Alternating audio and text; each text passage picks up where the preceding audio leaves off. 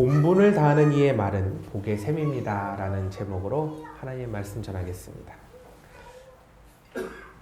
명절에요, 손님이 많이 오는 집이 있답니다.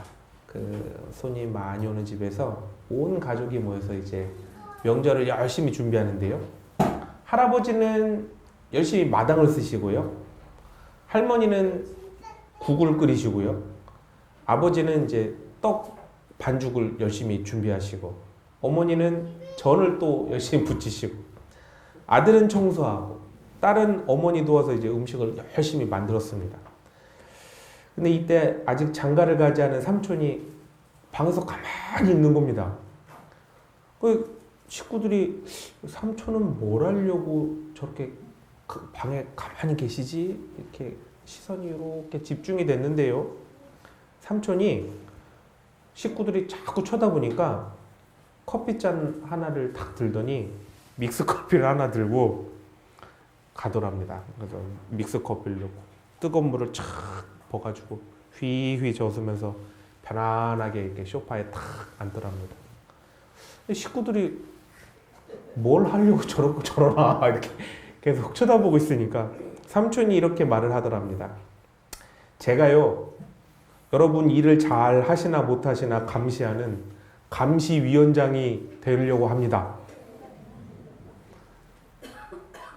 삼촌을 제외한 가족 모두가 혈압이 상승해서 혈액순환이 잘 됐다고 합니다. 이런 삼촌의 말에는 권위가 설까요, 서지 않을까요? 당연히 삼촌의 말에는 권위가 서지를 않습니다. 지금 세상을 보시면요, 말 못하는 사람이 없습니다. 입을 열어서 큰 소리 말하는 사람들 소리를 한번 가서 잘 들어보십시오. 맞는 말, 옳은 말, 얼마나 잘하는지 모릅니다. 그런데 그렇게 수없이 대단하고 엄청난 말들이 쏟아져 나오는데요, 가슴을 울리고 권위가 서는 말은 점점 사라져갑니다. 왜 그럴까요? 그렇게 멋진 말들을 많이 하는데 여러 가지 이유가 있겠지만요, 저는 그 근본 원인이 말과 행동이 다르기 때문이라고 생각합니다. 모두가 말은 잘하는데요, 정작 본인은 그렇게 살질 못하고 남만 그렇게 살아야 된다고 그렇게 얘기를 하는 거예요. 옳고 정의로운 말은 잘하는데요, 정작 본인조차도 내 입에서 뱉은 말을 지키는 의무를 다하려고는 하지 않습니다. 세상 모든 품격을 다 갖추고 고귀한 척 말을 하는데 하는 행동을 보면 수전노 그 이상 그 이하도 아니죠. 이렇게 말과 삶이 다르면 말하는 사람의 권위가 절대로 서지를 않습니다. 그리고 듣는 사람도요, 그렇게 말하는 사람의 권위를 인정해주지 않지요. 그럼 이런 시대 속에서 우리 신앙인들은 어떻게 살아야겠습니까? 오늘 본문 말씀을 통해서 하나님께서 어떻게 말씀하고 계신지 좀 보았으면 좋겠습니다. 디도서는요, 사도 바울이 자신의 아들과 같이 생각하는 이 디도 목사님한테 그레데 교회에서의 사역을 어떻게 해야 하는가, 이것에 대해서 이제 권면해 주는 편지입니다. 서신서. 그중 오늘 본문은요, 그레데 교회 성도가 어떻게 삶을 살아야 하는가, 그것에 대해서 성별, 나이, 신분, 이것에 따라서 이제 지침을 주고 있습니다. 그러면 본문 말씀을 한마디로 요약하면 어떻게 되냐면요, 각자 자신의 신분에 합당하고 맡겨진 삶에 대해 충실해야 한다. 각자 자신의 신분에 합당하고 맡겨진 삶에 대해 충실해야 한다. 이렇게 한 문장으로 딱 요약이 가능합니다. 그런데 보십시오. 바울 사도의 권면이요,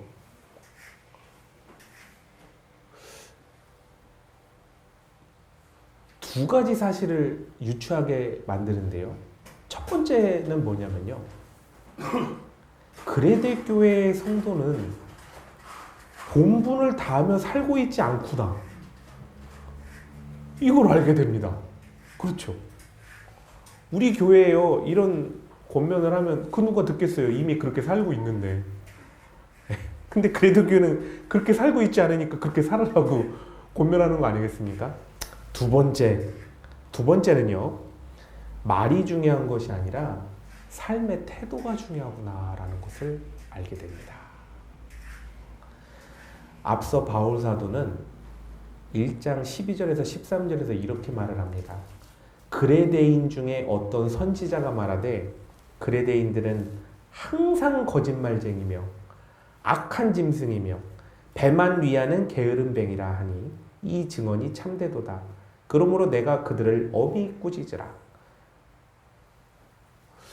이야, 바울 사도가 이렇게 대놓고 얘기할 정도니 교인들 수준이 어떻구나라는 걸 이제 알게 되죠. 그레데 주민의 삶의 태도가 정말 안 좋기로 전 세계에 유명했다고 합니다. 근데 이러한 주민들로 구성된 교회 안에서의 성도의 삶도 크게 다르지 않았겠죠. 이러한 그레데 교회에서 가장 시급히 해결해야 될 문제, 시급히 해결해야 될 문제 중에 하나가 바로 성도들이 자신의 성별, 나이, 그리고 신분에 따라 세워지는 그 자신의 삶의 자리에서 예수 그리스도의 모범을 따라 자신의 본분을 다하는 자로 잘 세워지는 것이었습니다. 입으로 경건과 사랑, 또 복음을 아무리 큰 소리로 말을 해도 아무런 소용이 없습니다. 왜인 줄 아십니까? 자신의 삶에서 경건과 사랑의 실천이 이루어지지 않고 경건과 사랑의 삶으로 변화가 없고 변화되려는 의지도 없다면 그저 입에서 나오는 경건과 사랑과 복음은 그저 허공에 뿌려지는 아주 공허한 소리인 거죠.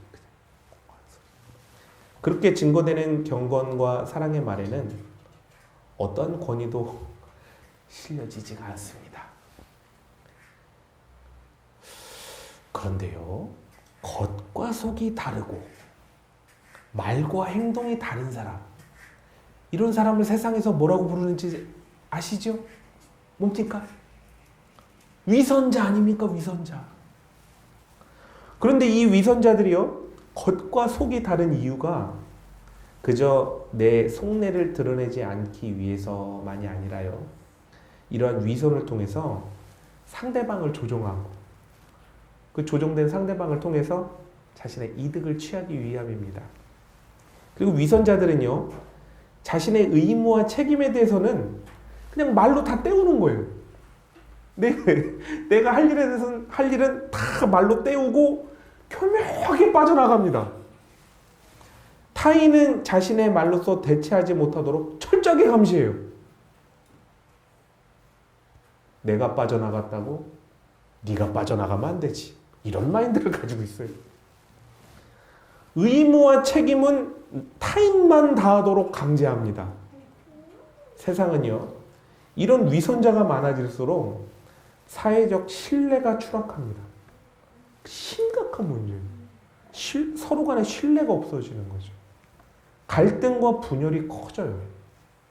자신의 이득만을 위해서 상대를 이용하려 하면 결국 공동체는 이렇게 깨어질 수밖에 없게 되는 거죠. 더 큰 문제는 이런 위선자가요, 권력을 잡아서 높은 자리에 올라가면 올라갈수록 사회와 공동체는 부정부패로 무너지게 된다는 것입니다. 그리고 사회 자체가 성장 불가능한 고착 상태에 빠지게 되지요. 교회의 평신도 대부분이 위선자가 되잖아요. 그러면 교회의 질서가 무너지게 됩니다. 그리고 세상으로부터 신뢰를 잃게 되겠죠. 교회의 중직자들이 위선자가 되면요, 교회는 그때부터 패와 당이 나눠져서 갈등과 분열을 겪게 되고요, 회개가 아니라 비방, 정죄 이런 것들로 이제 가득 채워지게 됩니다. 그럼 교회 목회자가 위선자가 되면 어떻게 될까요? 교회의 기본값이라는 게 있습니다. 교회의 기본값. 그 기본값이 은혜와 사랑 아닙니까? 교회는. 그런데 목회자가 위선자가 되면 교회의 기본값은 위선이 됩니다. 자정과 회개의 기능을 아예 잃어버리게 되는 거죠. 세상도 교회도 그리고 가정도 말 잘하고 자기의 의견을 잘 표출하는 게 중요한 게 아니라요. 먼저 자신의 본분을 다하는 것. 그게 너무나 중요합니다. 세상에서도 본분을 다하는 것이 얼마나 중요한지 자신의 본분을 다하는 것을 우리는 도덕이라고 합니다. 도덕. 도덕적인 삶을 이상향의 삶으로 정의하고 있고요. 도덕적인 삶을 살아나가는 삶을 품격 있고 기품 있는 사람으로 여깁니다. 옛날 어렸을 때요. 교회를 가면 종종 이런 말을 들었습니다. 목사님들은 맨날 도덕 설교만 해. 왜 맨날 목사님들은 도덕 설교만 하지? 그런데요. 여러분, 십계명을 한번 보십시오. 율법의 근간인 십계명을 보시면 하나님께서는 10개의 계명 중 4개는 하나님을 잘 섬기라고 명하셨고요. 나머지 10개 중 6개, 60%가 뭐냐면 바로 사람과 사람 사이 관계에서 똑바로 잘 살아라 라고 명하셨다는 것입니다. 그런데 이 6개의 계명이 바로 세상 사람들이 말하는 무엇일까요? 도덕 아닙니까? 도덕. 하나님께서도 법 자체부터도 하나님보다도 도덕에 대해서 더 많이 말씀하셨다는 것이죠. 물론 하나님의 말씀과 도덕은 큰 차이가 있습니다. 도덕은 사회 구성원에 의해서 이제 정해지게 되고요. 하나님의 말씀은 하나님께서 정해주셔서 구성원에게 내려주신 것이죠. 그러나 내용을 보면 그 내용에 있어서는 사람이 자신의 본분을 다하는 것이라는 측면에서 볼 때 일맥상통합니다. 따라서 성숙한 신앙인이 될수록 어떻게 살아야 되냐면요. 주 안에서 도덕적인 삶을 살아야 합니다. 사도 바울은 그레데 교회 성도들에게 주 안에서의 도덕적인 삶, 즉 신앙인으로서 자신의 본분을 다하는 삶을 살라고 오늘 말씀을 보시면 자세하게 이제 권면해 주는 것을 보게 됩니다. 신앙인이 되었으면 그리고 예수 그리스도께로부터 구원을 받았으면 말만 예수님 좋다, 말만 신앙생활 좋다 하지 말고 예수님 가르쳐 주신 대로 자신의 본분에 맞게 또 자신의 성별에 합당하도록 또 자신의 나이에 합당하도록 또 자신의 신분에 합당하도록 그렇게 본분에 합당한 삶을 살으라고 하나님께서는 하나님의 백성들에게 권면해 주십니다. 예수님께서 주신 구원과 복음이 정말 좋은 것이라면 그 구원받은 나부터 사랑하고 용서하고 베풀고 손해보고 긍휼히 여기는 그런 참 신앙인으로 거듭나야 되는 거죠. 이렇게 각자가 자신의 본분을 다하고 살면 신뢰를 바탕으로 이루어지는 협력을 통해서 세상이 얼마나 아름답게 변하겠습니까? 무엇보다 자신의 본분을 다 하고 살게 되면 그때부터 크리스천의 말에는 힘이 실리고 권위가 세워지게 됩니다. 하지만 위선자인 신앙인의 입에서 나오는 복음은 타인을 복음적인 삶을 살도록 강요하죠. 그래서 그들의 희생과 헌신을 착취하려고 합니다. 그래서 영적으로 탈진하고 소진되게 만들어서 낭망하게 만들고 신앙에 대한 후회와 불신으로 이어지도록 만들죠. 하지만 본분을 다하는 자의 입에서 나오는 복음은 자신의 복음적인 삶을 통해서 베풀어지는 그 희생과 헌신을 타인이 누리도록 만들어줍니다. 지치고 낭망한 자를 세워주고 격려하고 하나님께로부터 떠난 자를 돌이켜서 생명의 삶을 살도록 해주고 축복이 쏟아지고 감사와 기쁨이 전해지도록 만들어준다는 것이죠. 이처럼 본분을 다하는 자의 입술로 증거되는 복음은 바로 내가 먼저 누린 복음을 바로 타인도 누리게 해주는 복의 셈이 되게 됩니다. 저는 예전에요, 사람들이 교회에 대해서 막 욕하고 이렇게 손가락질할 때요, 그것을 매우 나쁘고 불쾌하게 느꼈었는데요. 사실은 그게 세상 사람들이 교회에 대해서 교회는 정의롭고 공의로운 곳이야 라는 그런 기대가 있기 때문에 교회와 교인을 향한 긍정의 표출이라는 걸 몰랐었어요.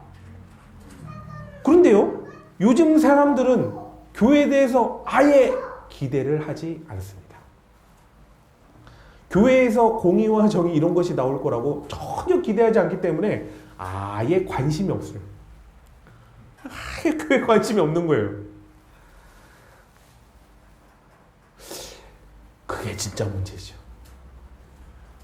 관심이 아예 없어지는 게 문제 아닙니까? 세상을 바로 세우는데 교회에서 공의와 정의가 나올 것이라고 전혀 기대가 없기에 관심이 없다. 애초에 사람들이 신앙인에 대해서 세상 사람들과 다를 거다라는 기대조차를 하지 않는 거죠.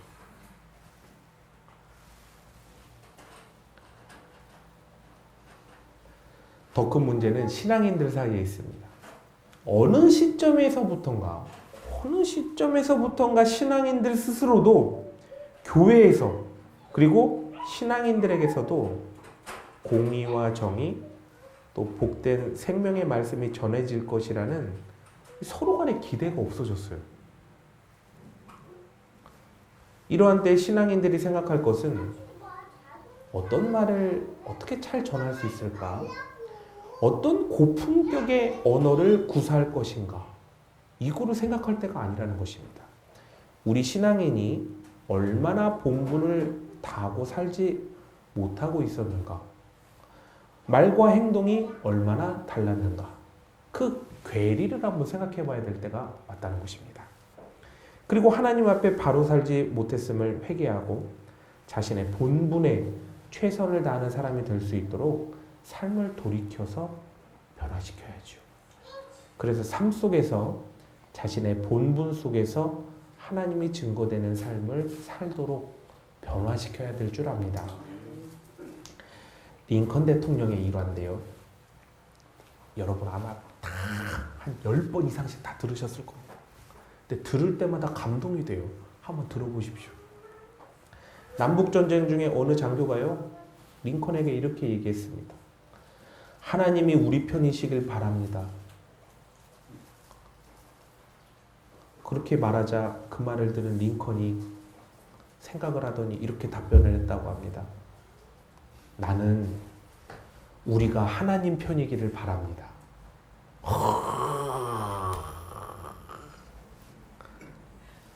그냥 말만 멋진 게 아니라 이 말을 링컨이 아닌 다른 사람이 했으면 안 먹혔겠죠. 근데 링컨이 하니까 멋지지 않습니까?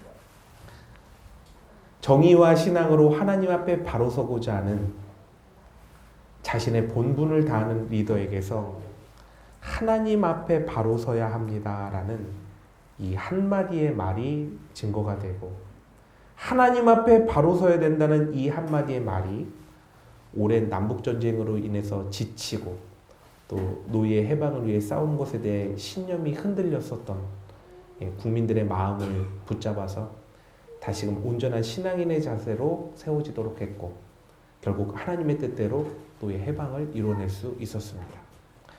자신의 본분을 다하는 이의 입에서 증거되는 제가 저의 일에 최선을 다하겠으니 걱정하지 말고 염려하지 마시고 자신의 자리에서 최선을 다하십시오.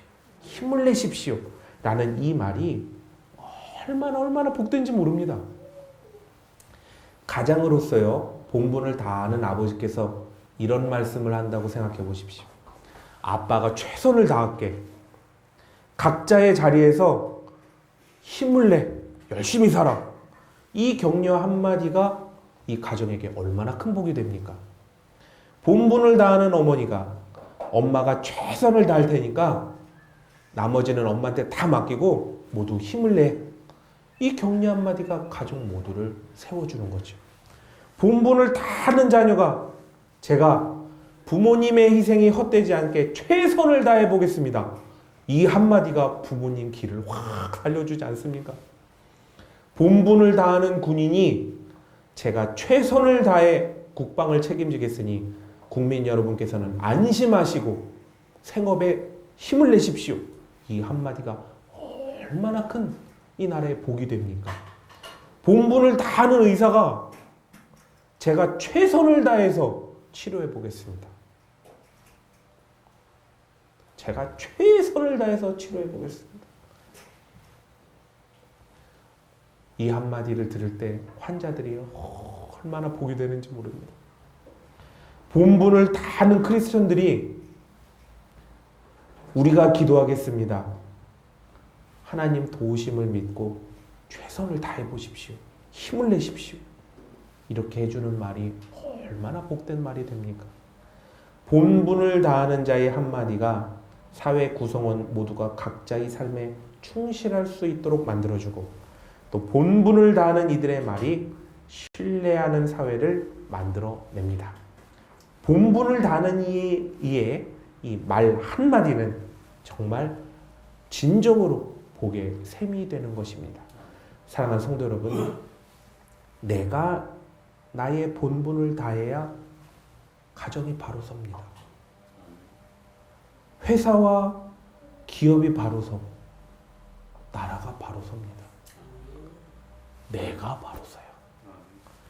말만 하지 누구 하나 바로 사는 사람이 없어서 혼돈스럽고 아무것도 할 수 없다. 이렇게 불평해봤자 바뀌는 건 하나도 없습니다.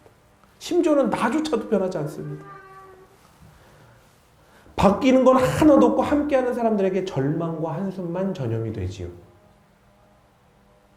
나라도 내가 먼저 복음에 바로 서서 하나님의 지엄하신 통치하심에 순종하여 나의 본분을 다하고 있으면 그것이 기반이 되고 그것이 원동력이 돼서 하나하나 정상화가 이루어지는 것입니다.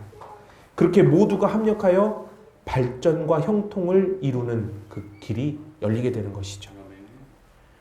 위대하고 거룩하신 하나님의 백성답게 본분에 충실하고 하나님께서 직분까지 주셔서 장로님이시면 장로님답게, 권사님이시면 권사님답게, 집사님이시면 집사님답게, 그리고 각자 삶의 자리에서 주 안에서 아버지답게, 어머니답게, 아들답게,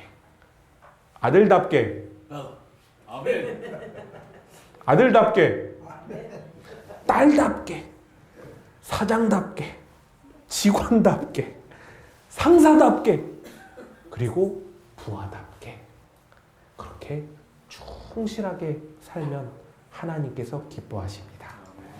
제가 맡은 바 최선을 다하고 있으니 걱정하지 말고 힘내십시오 라고 말을 할 수 있는 복된 말을 전하는 아름다운 하나님의 백성이 되시길 간절히 소망합니다. 본분을 다하심으로 인해서 그 입술로 증거되는 말씀이 복이 되는 하나님의 복된 백성이 되시길 예수님의 이름으로 축원합니다.